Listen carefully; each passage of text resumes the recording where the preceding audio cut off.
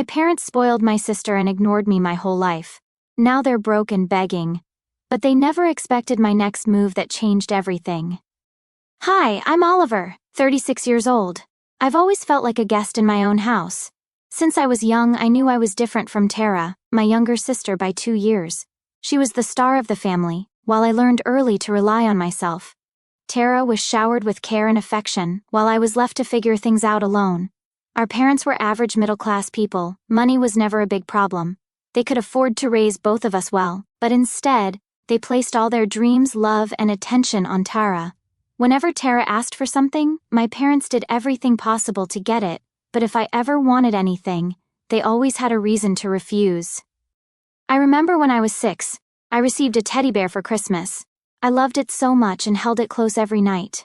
But the moment Tara saw it, she cried and begged for the same one. Without hesitation, my father grabbed it from me and gave it to her. I burst into tears. All he said was, "Oliver, you're the older brother. You should give it to your sister." My mother nodded in agreement, not concerned about my feelings. At 12, after practicing for months, I had a piano recital. I had carefully placed 3 tickets on the dining table. One for Mom, one for Dad, and one for Tara. I was excited to see my parents in the crowd, to finally make them proud. I scanned the audience before walking on stage, searching for their faces, but they never came. Tara had a slight cold and they chose to take her to the doctor instead. My teacher drove me home afterward, trying to console me with words that couldn't fill the empty space my family should have occupied. At 14, I won a state-level science competition. No one mentioned it at home. That same day, Tara scored a single goal in her school soccer game. I'm sure you can guess who got a party. Our living room was decorated with streamers and balloons. My father grilled her favorite foods in the backyard, while my mother baked a cake with superstar written in blue icing. I kept trying, kept hoping they'd notice me, but no matter what I achieved, honor roll, debate team captain, volunteer work at the local shelter, none of it seemed to penetrate the invisible barrier that kept me outside their circle of attention and affection. Then something happened when I turned 18 that changed everything. After high school, I earned a full scholarship to a top university 3 states away. The letter arrived on a Tuesday afternoon. I stood in the kitchen holding that acceptance letter, looking at my parents, hoping just once to see pride on their faces. But my father sighed and spoke gently, his expression more concerned than pleased.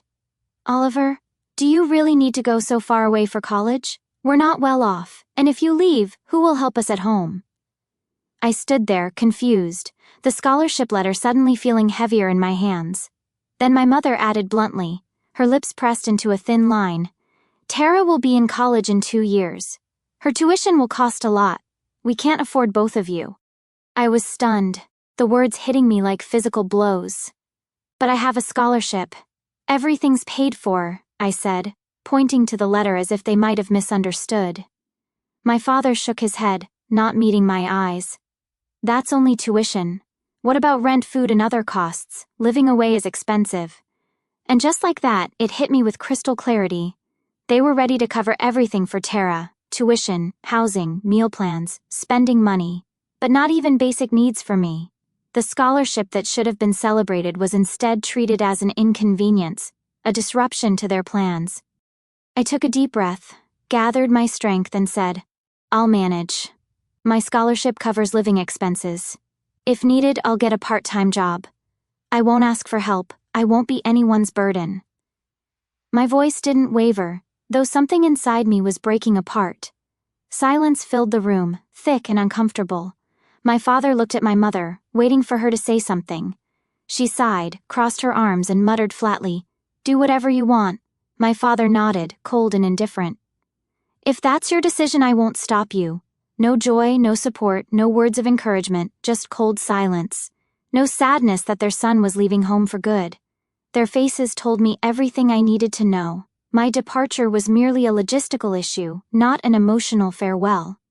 The next day, I packed everything I owned into 2 suitcases and a backpack. No one helped me carry them to the bus station. No one waved goodbye from the porch. That was the moment I stepped into a life of true independence, cutting the frayed threads that had barely connected me to my family. I moved into a dormitory, not because I liked it, but because I had no choice. Every dollar mattered in my new life. I counted pennies for laundry and skipped meals to save for textbooks. From that point, I knew if I wanted to survive, I was on my own. While other students chose majors based on passion or interest, I approached my education with calculated precision. I chose real estate as my major, not because I loved it, but because it was a fast track to earning money. In my situation, chasing dreams wasn't an option. I needed something practical to survive, something with clear metrics for success and tangible rewards for hard work. Through a school connection, I got a part-time job at a real estate agency near campus. The pay was low, just $15 an hour for answering phones and filing paperwork, but commissions came with every sale or lease. That incentive structure appealed to me, a direct correlation between effort and reward, something my family life had never provided. I threw myself into the job, determined to succeed where others saw only drudgery. I had no contacts, no experience, and no name, but I had determination forged through years of being overlooked. While others spent their free time at parties or campus events, I studied the market, practiced sales skills, and learned how to handle clients. I observed senior agents closely, memorizing how they spoke and persuaded customers, noting which approaches worked and which failed. Closing my first rental felt surreal. It was a small 2-bedroom apartment for a pair of graduate students. When I saw that $200 commission in my account, I stared at it in disbelief. For the first time, I earned real money through my own efforts, without begging or being made to feel guilty for having needs. That job paid my bills and covered my needs while I continued my studies with single-minded focus. I started budgeting, saving, and planning every expense carefully. Sometimes my parents would call, but it was mostly out of formality, a perfunctory checkmark on their parental duty list. Their questions were always shallow, skimming the surface of my life without interest in the depths. "Are you doing okay? Still keeping up with school? Tara is working hard too." I kept my answers short. "I'm fine," I'd say, offering nothing more. They never asked what I was really doing, nor did they care about my growing client base or the increasing numbers in my bank account. Eventually, I stopped bothering to share anything, learning that vulnerability was just another way to be disappointed. After graduation, with a GPA that placed me in the top 10% of my class, I had 3 years of experience and a strong client base. Instead of resting after 4 intense years of study and work, I jumped straight into full-time employment, closing deals, building my network, and collecting commissions that grew larger with each transaction. But I didn't want to stay a broker forever, working to make someone else rich. I wanted ownership, control, independence, things I'd never had in my family. I studied market trends, analyzed neighborhood developments, and tracked property values with obsessive attention to detail. I lived modestly, sharing an apartment with 2 roommates, driving a used car, eating simple meals at home. 2 years after graduation, I bought my first house, a $500,000 property in an up-and-coming neighborhood. I paid $300,000 upfront, money I had saved dollar by dollar, and took a loan for the rest. It wasn't easy. I spent weeks calculating risks and weighing every detail, going over mortgage terms with a financial advisor I had carefully vetted. But deep down, I knew it was the right step. That day, I became a property owner, holding the keys in my hand and feeling, for the first time, that I truly belonged somewhere. I kept the purchase a secret from my family. There was no reason to tell them, no desire to seek approval that would never truly be given. It was my achievement, and it felt right keeping it to myself, protected from their indifference or worse, their sudden interest now that I had something they might want. That first property became the beginning of something bigger than I had initially imagined. I didn't stop with one success. I kept working, investing, and expanding. I rented out the house, using the income to secure a second property, then a third. Within 5 years, I owned several apartments, commercial spaces, and even started investing in hotels. By 2008, I had nearly everything I dreamed of: financial security, professional respect, and a growing empire that responded to my vision. Meanwhile, Tara, my sister, couldn't hold a job. She had graduated from a private college, fully funded by my parents, who took out a second mortgage to cover her expenses. With a degree in communications but no clear career direction, she jumped from one place to another, never lasting beyond 6 months. Administrative assistant, social media coordinator, event planner. Each position ended with her quitting or being let go for reasons that were never her fault. Every time she failed, my parents made excuses, creating elaborate narratives that absolved her of responsibility. She just hasn't found the right job yet, they'd say. That company didn't see her potential. She's young, she can try different things. They never once held her accountable for her choices, or encouraged her to develop persistence or resilience. I never planned to reveal how far I'd come, but no matter how hard you try, some things eventually surface. 2 years ago, my father sent me a short message. "Are you free tomorrow? Come home for dinner." No greetings, no questions about my life or well-being. Just a cold invitation, like I was a stranger they were politely accommodating. I almost declined, my finger hovering over the maybe another time response I had drafted, but I hesitated. Something in me, still seeking what I had been denied for decades, thought maybe this time they genuinely wanted to see me, to bridge the gap that had grown between us. I reached their house at 7 in the evening, parking my modest sedan in the driveway. Everything felt unchanged as I walked up the familiar path to the front door. The house, the air, the way they looked at me, like I never left, like I was still the invisible son who existed on the periphery of their attention. Dinner was typical, almost a replay of every meal we'd shared since I was a child. Conversations revolved around Tara, her latest job prospect, her dating life, her plans for the future. "Tara is trying out a new job at a marketing firm," my mother said proudly, passing the potatoes.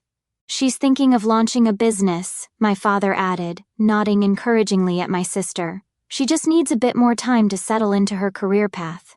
I listened quietly, nodding at appropriate intervals, asking polite questions that were expected of me. None of it surprised me. This was the family dynamic that had shaped me. The golden child and the afterthought, roles cast in concrete before I was old enough to understand the pattern. Then an unexpected moment shifted everything. While I was in the kitchen grabbing water, my phone buzzed on the dining table where I had left it. I heard it but ignored it, knowing I could check it later. Tara didn't share my restraint. "Hey, did your girlfriend text?" She smirked, grabbing my phone with the casual entitlement she had always displayed toward my belongings. The screen lit up, showing notifications that couldn't be missed. Tara reacted instantly, her expression morphing from playful curiosity to stunned disbelief. Before I could stop her, she read it aloud, her voice rising with each word. "Contract confirmed. Hillside Retreat Resort purchase. $1,200,000. Silence swept across the room like a sudden frost. My mother blinked rapidly, her fork suspended halfway to her mouth. My father put down his chopsticks, staring at me as if seeing a stranger. Tara chuckled dryly, folding her arms across her chest, her expression a mix of shock and something darker, more resentful. "Are you serious? $1,200,000 for a resort?" she asked, her tone suggesting she expected me to deny it, to explain it away as a joke or a mistake. No one spoke. Calmly, I took my phone, turned off the screen and faced them. Their eyes screamed shock, disbelief, even resentment. Emotions that shouldn't accompany a family member's success if love were truly unconditional. My father's voice trembled slightly when he finally spoke. "Oh, is this real?" I nodded slowly. "Yes, I bought a small resort property." My mother's voice turned cold, accusatory. "Where did you get that kind of money?" I stayed silent, waiting for the question that would inevitably follow. As expected, Tara sneered. "How long have you been keeping this from us?" The tension thickened, almost palpable in the dining room that suddenly felt too small. I placed my hands flat on the table, my voice steady when I finally answered. I didn't hide it, no one ever asked. Their stares grew distant, as if I was a stranger who had appeared at their table without invitation. Minutes later, my father's voice softened unnaturally, taking on a tone I had rarely heard directed me. One of approval, perhaps even admiration. "I never imagined you'd achieve this. I always thought you had a simple office job," he said. I said nothing, just stared at him. He reached out, patting my hand gently. "My son's talented," he announced, as if he had always believed in me. "If you told us earlier, we could have guided you better." I pulled my hand back quietly. "I'm fine managing on my own." He glanced at my mother and smiled, a conspiratorial look passing between them. "What do you think?" Shouldn't we move to a better house now? This place feels too small and outdated. It's only fair now that Oliver is doing well. My mother nodded, sipping her wine thoughtfully. There's a beautiful estate in the suburbs. Big yard, garden, spacious rooms. Cost about $2 million. Shouldn't be hard for Oliver now, with his success. I set my glass down. $2 million? My father smiled, eyes gleaming with expectation. Yes, a nicer home, enough rooms for everyone, space for guests and entertaining. Don't you think this house feels cramped after all these years? I tilted my head, watching him carefully. So, you're asking me to buy a house for the family? He corrected himself quickly. Not buy, invest. The house stays in your name, but we'll live there together. You're the successful one now. It's only fair you help out a little. I let out a dry laugh. His words sounded more like a business proposal than a family discussion, as if he was trying to pitch a profitable deal, rather than asking his son for a multi-million-dollar gift. Before I could reply, Tara spoke, her tone calm but filled with expectation. Have you ever considered putting your money into a different sector? She asked. I turned toward her, curious despite myself. What kind of sector? She leaned back in her chair, arms crossed, looking as if she'd planned this moment carefully. A smirk crossed her face as she tapped her fingers on the table. My new house. I stayed quiet, waiting for her to explain. Sitting up straighter, she looked me directly in the eyes, her confidence unwavering. I found the perfect property in Lakeside Hills, she began. It's my dream home. 5 bedrooms, pool, home theater, the works. I just need you to fund it. I'm looking for around $5 million to buy it outright and furnish it properly. My eyes widened at the figure. $5 million? I repeated, making sure I had heard correctly. Tara nodded seriously. Yes, you clearly have the resources. I've already told my friends about it. If I have to save up myself, it'll take decades, but with your help I could move in next month. Leaning back, I folded my arms across my chest. You want me to buy you a $5 million mansion? You're throwing around $5 million like it's spare change. Tara frowned, looking annoyed at being questioned. It's in the best neighborhood, perfect location, great schools nearby, amazing views. You don't need to worry about the details, just know I've already picked out the furniture. I smirked. So, basically, you want me to fund your luxury lifestyle while you've never held a steady job, haven't saved anything yourself, or demonstrated any financial responsibility. Her face darkened. You don't trust me? I'm your sister, what's wrong with supporting me for once? I gave a faint laugh, but inside I felt hollow, the absurdity of her accusations striking against decades of being the one without support. My father's patience thinned visibly. Oliver, stop being selfish. Your family needs you, yet here you are, counting every penny with your sister. My mother added sharply, It's not even a big deal, Oliver. With your money, a few $100,000 means nothing. I stared at them, then looked back at Tara. If it's so insignificant, why don't you fund it yourself? You're her parents, you've supported her this far. Tara threw her hands up in exasperation. Because I don't want to waste years scraping together coins when you're sitting on millions. If I had the capital now, I could multiply it tenfold. I nodded slowly. Ah, so what you really want is a shortcut. Not to build something from nothing, not to prove your concept is viable, just immediate access to wealth you haven't earned. Her jaw tightened. It's not a shortcut, I just want a fair shot. I chuckled again, not out of humor but because it was painfully familiar. Some people do get help from their families, I agreed mildly. I just wasn't one of them. My father's voice rose. Oliver, you're being ridiculous. Helping your sister isn't too much to ask. $5 million is a lot, I agree. But you could at least invest a few $100,000 to get her started. My mother sighed heavily. We're not asking for much, just some help for your sister and a better place for your parents to live. You can't live your life only thinking about yourself. I placed both hands on the table and spoke slowly. You're right. You've never asked me for anything. They stared, waiting for what came next. I gave them a faint, tired smile. Because you've always assumed I owe you. That I exist to provide what you want, when you want it, without question. The air grew suffocating, no one dared speak. I stood, pushing my chair back into place. I think I'll be leaving now. Tara shot up, her voice rising. You can't just walk away. Have you ever thought about this family, about anyone but yourself? I met her gaze directly. Has this family ever thought about me? Silence. I walked toward the door, but paused with my hand on the doorknob, turning back once more. You call me selfish, but has it ever crossed your minds who the truly selfish ones in this family are? And with that I left, believing they'd finally let me go. But I was wrong. Their greed ran deeper than I had imagined. They weren't just desperate for quick financial relief, they were far more ruthless than I ever anticipated. A year passed. My parents' calls and texts faded.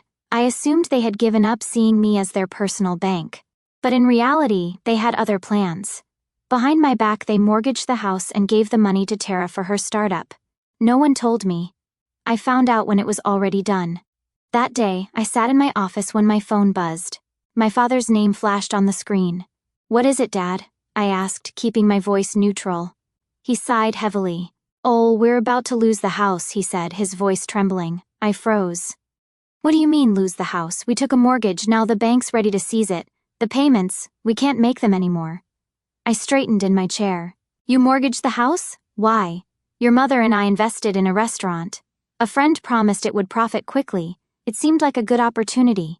You risked the house for that? I snapped. It sounded safe at the time, he defended. They said it was a small contribution, but the business failed completely. I gripped the phone tighter. How much did you take out against the house? After a pause, he whispered, $300,000. My heart dropped. $300,000? I repeated, struggling to stay calm. He broke down. Please, Oliver, if we don't repay, we'll lose everything. Can you help us? It's just $300,000. We'll pay you back. I closed my eyes, breathing deeply. You want me to cover your $300,000 debt just like that? Yes, he confirmed eagerly. Just a loan, I promise we'll repay. I opened my eyes, staring out the window. I could easily afford the amount, but something felt wrong. I need time to think about this, I answered steadily. He panicked immediately. Oliver, there's no time. The bank already sent a final notice. If you don't help us now, we're finished. I tightened my grip on the phone. I understand your urgency, but I still need time to consider all the implications. Before he could argue further, I hung up. Immediately, I called Jessica, my closest friend and a financial analyst I trusted implicitly. I need you to check my parents' house situation, I said firmly. They claim the bank's about to seize it due to a mortgage they can't pay. I want the full financial history. Something feels off about their story. A short pause. Got it. I'll call you back as soon as I have something. As night settled, Jessica's call came through. I picked up instantly. Oliver, you were right to be suspicious. The house was indeed mortgaged for a $300,000 loan about 8 months ago. My grip on the phone tightened, but before I could react, she continued. But there's a bigger issue you need to know about. I tensed. What do you mean? Jessica inhaled sharply. Your parents aren't the ones who signed the loan. Tara is listed as the sole borrower. Legally, she owns the house now. I sat frozen, unable to process the implications. Say that again. Tara owns the house. Your parents transferred the deed to her name, and then she took out the mortgage. The loan is entirely under her name, not theirs. My pulse raced. When did that happen? Why would they transfer their only major asset to her? Jessica hesitated. They signed it over to her a year ago, Oliver, right after that dinner when they found out how wealthy you've become. A cold wave washed over me. This wasn't an accident or a desperate move. It was a plan, carefully crafted from the start. The moment they learned about my money, they had set this trap, transferring the house to create a situation where I would feel compelled to rescue them. Jessica, by tomorrow morning, I need every document tied to this, deed transfer, mortgage agreement, payment history, everything. Consider it done. And Oliver, I'm sorry, this isn't right. I ended the call, already knowing what needed to be done. This would be the final conversation with the people who had never truly been family to me. The next morning, I drove straight to my parents' house. It was barely dawn, the neighborhood was quiet and still. I wasn't in a rush, but my mind was set. My father spotted me first as I approached the front door. Oh, you came, he said, relief washing over his face. My mother stepped out, coffee cup in hand. She raised an eyebrow, but her face soon shifted into a pleased smile. "You've made up your mind, haven't you?" my father asked hopefully. "You'll help us?" I stayed silent, scanning each of them. My mother sat calmly, confident I'd fall back into the obedient son role. Tara lounged lazily, as if none of this mattered. I stepped inside, placed a folder on the glass table, and pulled out a chair. "We need to talk." They exchanged a quick glance, then sat opposite me. My father offered a forced, gentle smile. I opened the folder, laying the mortgage papers on the table. "You told me the bank's taking the house. The truth, a year ago, you signed everything over to Tara and she borrowed $300,000. My father's smile faded instantly. I continued, my voice calm but sharp. "No one forced you. You handed Tara the property, then took the loan, and you lied, claiming a restaurant deal. There was no investment. You gave Tara the money directly." The air grew heavy. My father stiffened, his face pale. My mother's knuckles turned white on the chair's armrest. Tara didn't flinch, relaxed, unaffected. My father finally muttered, voice trembling. "None of that matters now. What matters is we need your help to save the house." I let out a cold chuckle. "So, you lied, thinking if I believed you were cornered, I'd just hand over the money without asking questions?" My mom cleared her throat, her patience running out. "Oliver, you're making this a bigger deal than it is. The money is already spent. What matters now is whether you'll help your family." I leaned forward, resting my elbows on the table, and met their eyes. "No, what matters is that you lied to me." My dad blinked quickly, as if shocked by my words. Tara let out a dry chuckle and crossed her arms. "So what? You can still help." I turned to her, my eyes filled with disgust. "Tara, this is your problem. You took out the loan, wasted all the money, and now you expect me to fix it?" She shrugged, completely unbothered. "You can help. You have millions. $300,000 is nothing to you." My dad nodded eagerly. "That's right, Oliver. Family is supposed to help each other, isn't it?" I let out a short, empty laugh and crossed my arms. Family? Where was my family when I struggled to pay for college, when I worked endlessly to buy my first home? Did either of you ever ask how I was? Did you care when I built my career from nothing? My mom clenched her jaw, her voice turning cold. "Oliver, you're being selfish." My dad quickly added, "You have all this money but refuse to give your parents just $300,000. Do you even have a heart?" I didn't blink. I didn't look away. "If it's such a small amount, why don't you make it yourselves?" My dad opened his mouth to argue but said nothing. I looked at them, people who used to be my family but now were just strangers full of greed. I took a deep breath and spoke. "If you agree to sell this house to me, I'll think about buying it and letting you stay." My dad's face went blank, as if he couldn't process what I said. My mom's expression darkened. Tara shot up from her seat, staring at me, speechless for the first time. I kept my voice calm. "If you just need a place to live, I'll take care of it in the most practical way. But if you think I'll keep letting you take advantage of me, don't waste your time." My mom's knuckles turned white as she gripped the table. Then, suddenly, she grabbed a glass and threw it to the floor. The sharp crash echoed through the room. She stood up, face red with anger. "You are no son of mine. Get out!" my dad gasped, staring at her. Tara sat frozen, disbelief in her eyes. I looked at my mother, my expression empty. No anger, no sadness, no pain, just nothing. I turned and walked to the door. This time, I didn't look back. The door shut behind me. They created this mess, and this time, I wasn't coming back to fix it. I thought it was over. I let them keep the house, but they refused to accept my terms. After that, I never called, texted, or checked on them. It wasn't my problem anymore. Then, a week later, an email from my lawyer appeared in my inbox, a lawsuit for parental support. I opened it, my stomach dropping as I scanned the contents. They were suing me. They wanted me to send them money every month, saying I was responsible for them because I was their son.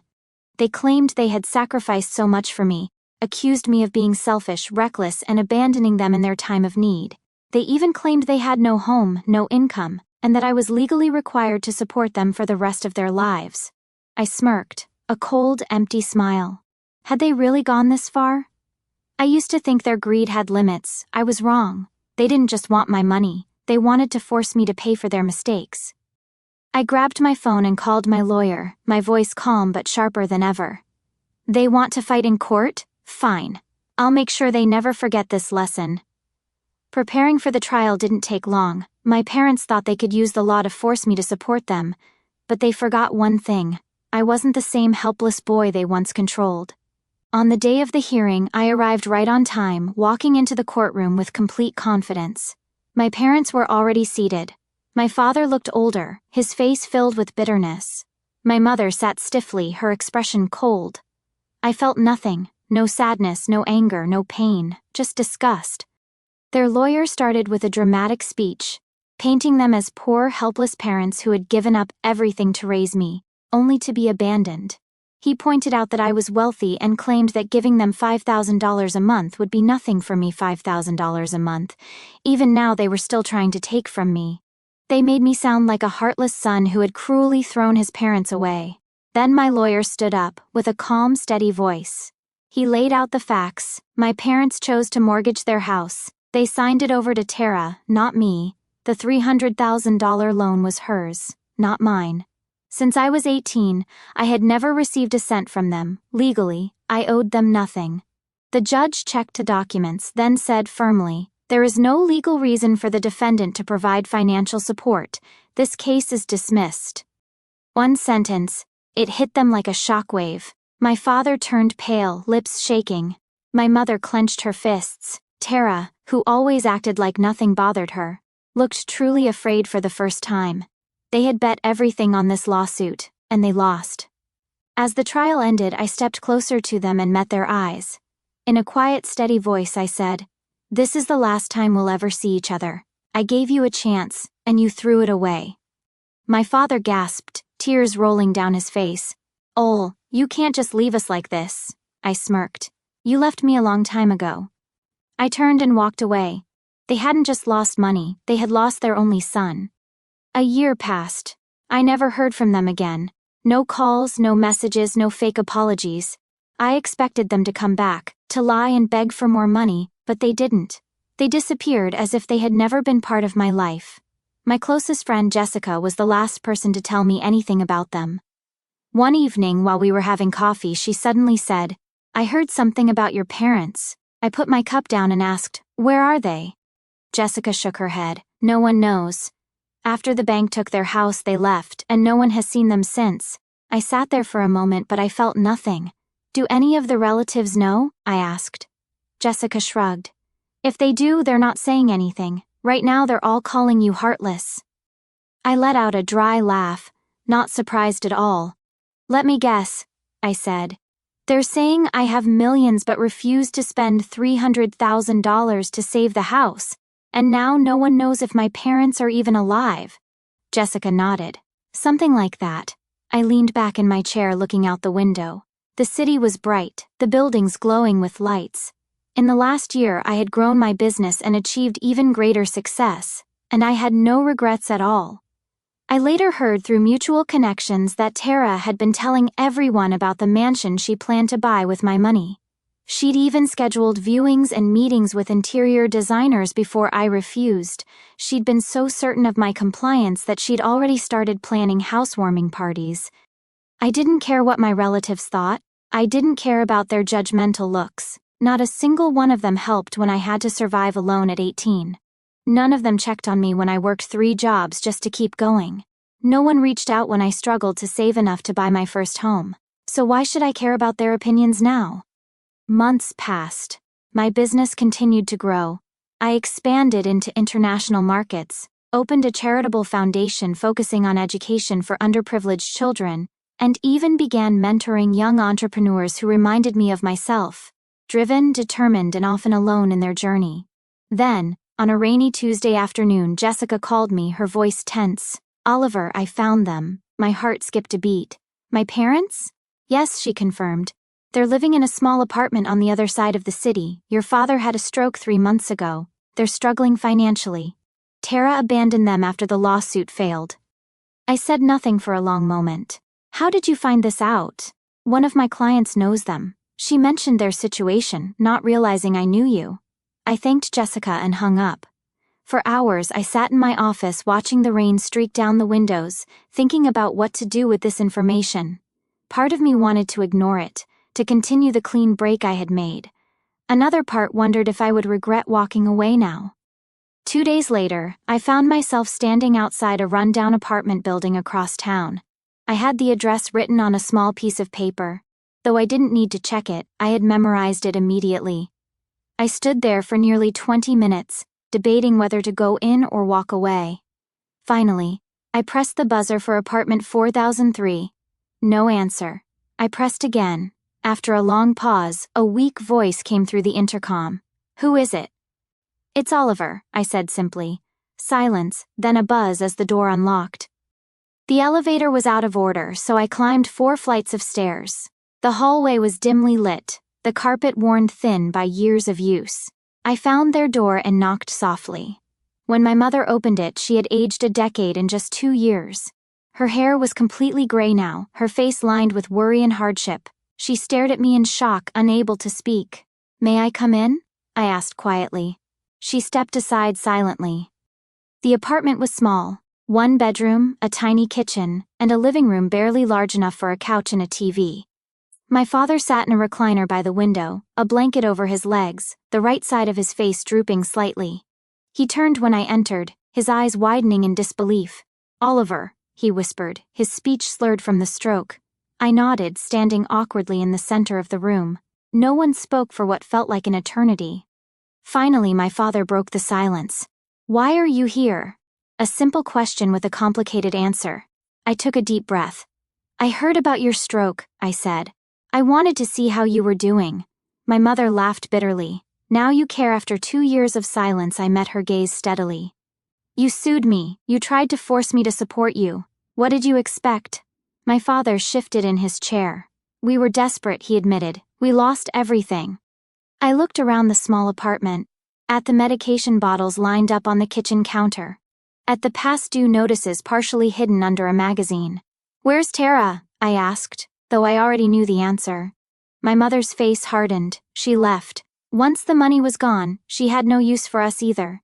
The irony wasn't lost on me. The daughter they had sacrificed everything for had abandoned them the moment they couldn't provide for her anymore. My father coughed, a harsh, painful sound. "We made mistakes, Oliver," he said slowly, each word an effort. "We favored Tara. We took you for granted. We were wrong." I stood there processing his words, the first acknowledgement of wrongdoing I had ever heard from either of them. It wasn't a full apology, but it was something more than I had expected. "Yes," I agreed simply, "you were." My mother's eyes filled with tears. "Are you here to remind us of that? To see us suffering and feel justified?" I shook my head. "No, that's not why I came." "Then why?" she demanded. I looked out the window at the gray sky, gathering my thoughts. "I came because I needed to see for myself that you were okay," I finally said. "Not great, clearly, but alive.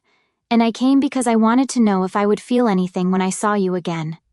"And do you?" my father asked, his voice barely audible. I considered the question honestly. "I don't know yet," I admitted. "I spent so many years hoping you would see me, really see me. Then I spent more years trying to stop caring whether you did or not. I'm not sure what I feel now." I reached into my pocket and pulled out a business card, placing it on the coffee table. "This is my attorney's contact information. Call him tomorrow. He'll arrange for your medical expenses to be covered and find you a better place to live." My mother stared at the card. "Why would you help us now, after everything?" "I'm not doing it for you," I said truthfully. "I'm doing it for me, because I don't want to be the kind of person who could walk away knowing you needed help, even after everything you did. That's not who I am." I moved toward the door, then paused. "I don't know if we'll ever have a relationship again. I don't know if that's even possible after everything that's happened, but I do know I don't want you to suffer." My father tried to stand, but his weakened legs wouldn't support him. "Son," he began, his voice breaking. I raised a hand to stop him. "Don't thank me, don't make promises, just call the lawyer tomorrow." As I walked back down those 4 flights of stairs, I felt lighter somehow. Not healed, I doubted that would ever happen completely, but clearer. I had broken the cycle. I had chosen to be better than what had been done to me, not out of obligation but out of my own sense of what was right. Outside, the rain had stopped, and a faint rainbow arched across the eastern sky. I stood on the sidewalk for a moment, looking up at it, then walked to my car and drove away toward the life I had built for myself. I don't know what will happen with my parents. Maybe we'll slowly rebuild some kind of relationship. Maybe we won't. But for the first time in my life, I know with absolute certainty that their approval doesn't define me. Their love, or lack of it, doesn't determine my worth. I built myself from nothing. I am enough, exactly as I am, and that knowledge, hard-won through years of pain and work, is something no one can ever take away from me.